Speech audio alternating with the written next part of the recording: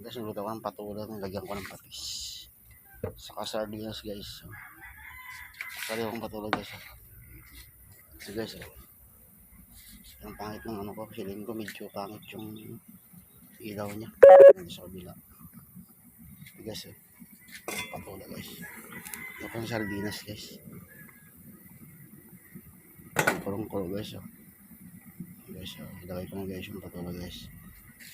Yan, luto ng ano. Inabraw. Ding-ding ba yan? Yan guys, ilagay ko na guys yung patula guys. Yan guys, sarap guys. Yan na guys. Ilagay ko na yung patula para ibaba yung dugo guys. High blood kasi guys. Taas ng dugo guys 160/110. Yan guys, ginulay na patula na may sardinas guys. Pangit na lang ang ilaw guys. Maganda sa kabilang ano niya. Pangit na ilaw ng siling. Ay kanan. Yes guys. Guys, guys, takpan ko na siya guys. Ito naman guys, di ko yung kanin ko kung luto na ilaw pa.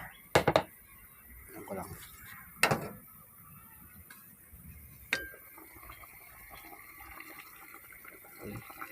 Malambot yata guys.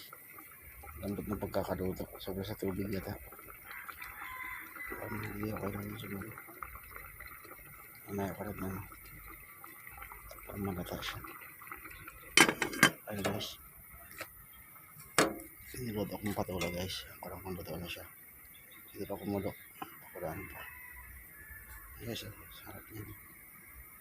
Patula with sardinas guys. Hindi ko lang sili guys. Ayun guys, patula with sardinas. Ayun guys. Paano yun guys, pagpababa ng dugo daw yun. Patula with sardines guys. Dilim guys.